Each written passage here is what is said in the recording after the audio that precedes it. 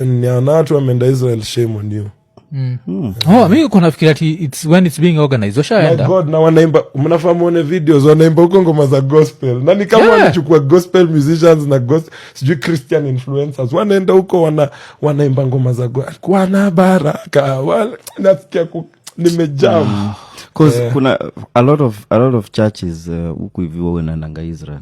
100%. Yes. Mother ameenda Israel. Mimi mzee wangu ni pastor. 2016. Mimi mzee wangu ni pastor. Siwezi wadanganya, najua kwake na yao, acha nikwambie, and it's not even to defend the older generation, but acha niwaambie ukweli, si ajuangi better. Hajuangi better. Atuko the same, mimi na babangu.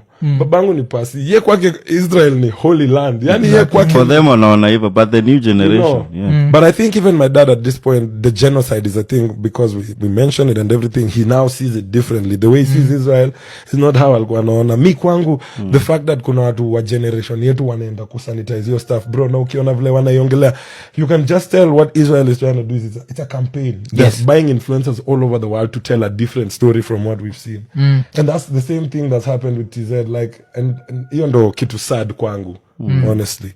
Kenyan celebrities like Kambiwa, Evelyn Wanjiru, Gadwilliam Kiragu, Caleb Karuga, and several other influencers are facing massive backlash after taking a fully sponsored trip to Israel right in the middle of the Gaza crisis. Their videos of smiling, touring holy sites, and tagging the Israeli embassy have angered many Kenyans, with critics saying the trip comes at a very sensitive moment when Palestinians are suffering. People online are calling them sellouts and celebs for hire who are willing to sanitize an oppressive regime in exchange for money, free trips, and favors.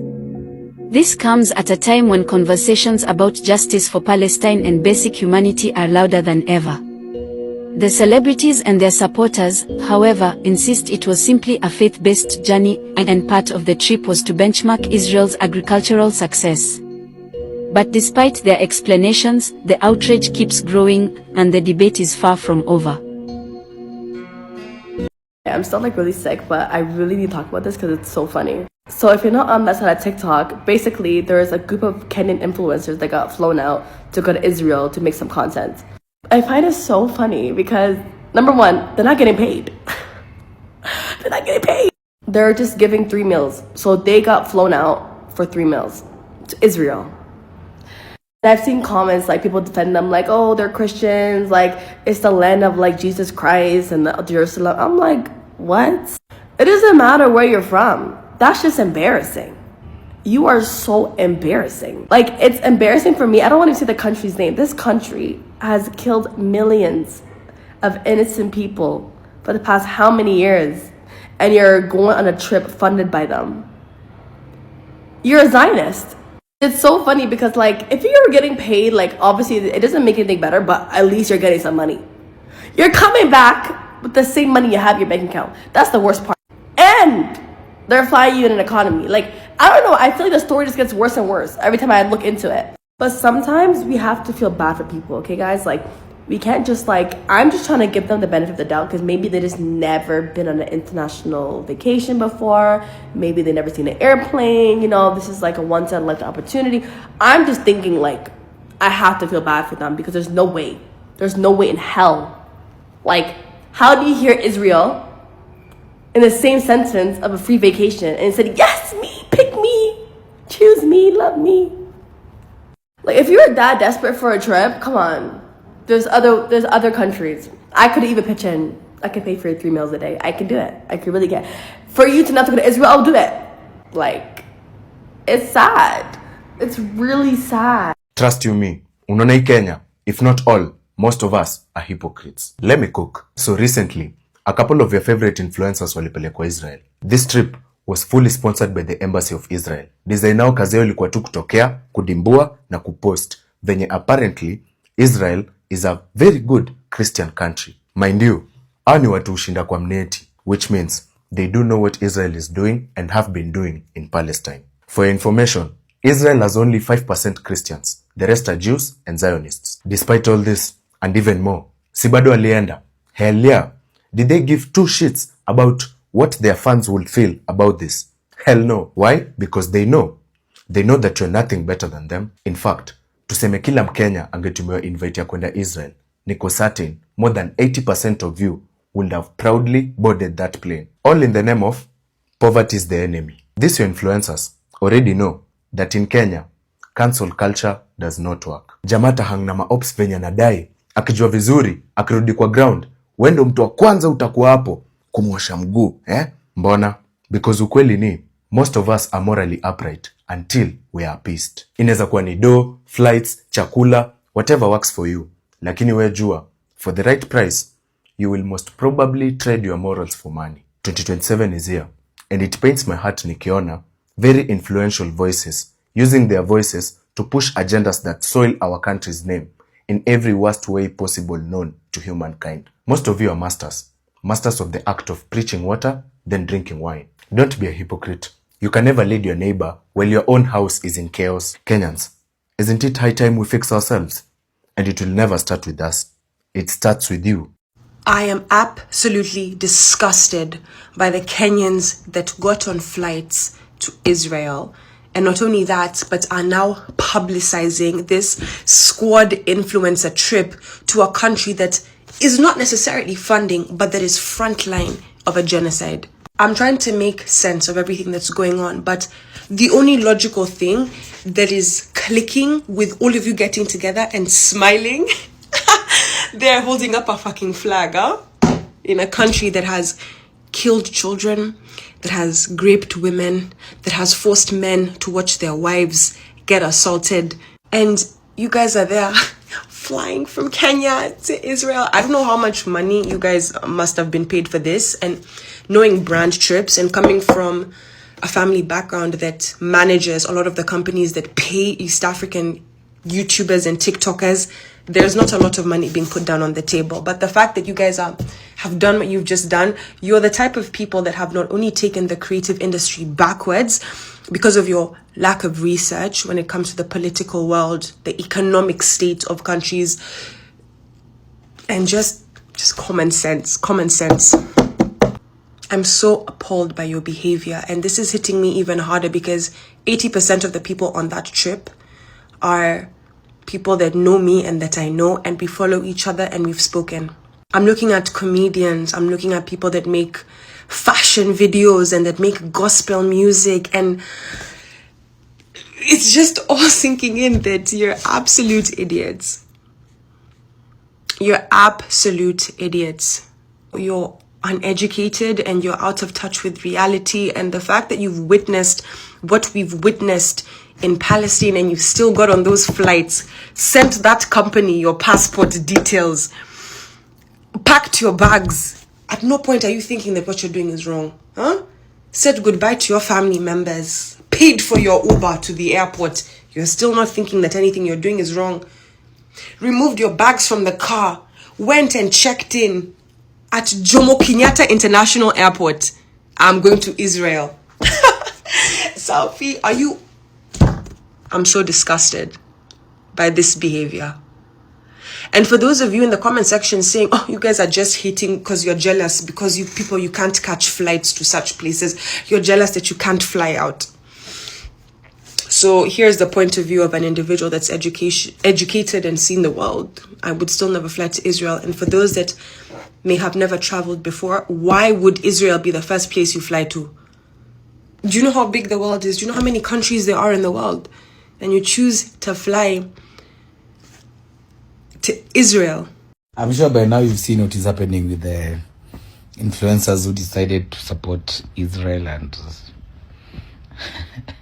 jet to holiday to Israel to make Israel look better and all that.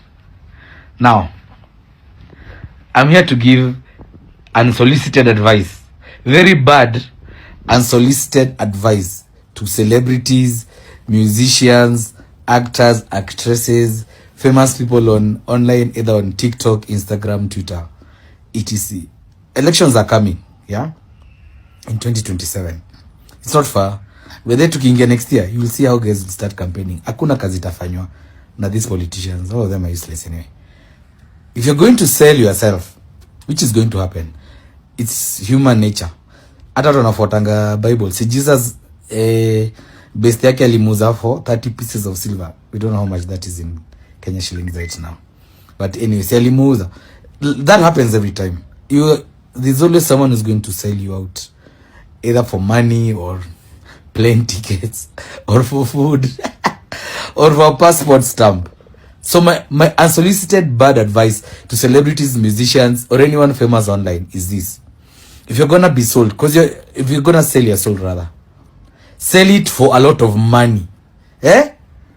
Go out in style, because you'll never be whoever you are. Let me use Njugush as an example. Njugush is, we all love Njugush. I don't know anyone who hates Njugush.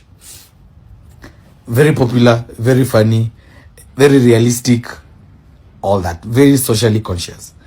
If tomorrow the government comes and tells him, yeah, Njugush, we want you to start being on our side, sell our propaganda, sell the work we've done, they've done nothing. As Njugush, this is free advice. Tell them you want 200 million.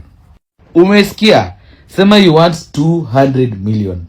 Nothing less. So that after that, you can, if you have, kama ni deni za kampuni, uende ulipe, zishe. Kama ni nyumba, kama ni mortgage, ulipe, ishe.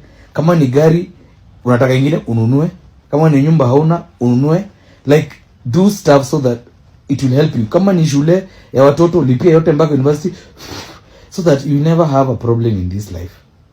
Sell yourself kabisa. Usijiuze kidogo, ujiuze.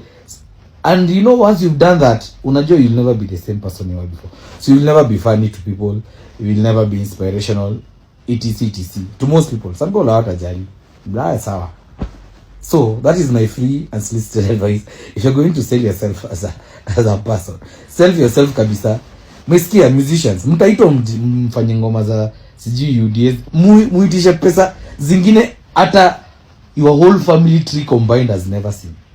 Waambie bro, ni sawa, mimi nataka 300 million. Remember, wako na hiyo pesa. They've been stealing it since they entered government. Wamekuwa kiiba. They will have trillions for the election. So, it's bad advice, but it's realistic advice. Usipatie 10,000. Are you worth that? So umesikia, mimi nimewapatia advice ya bure. But me, I'm team morals. I stand for some. You need to stand as a human being. It's not even about what money or anything. You need to stand for something.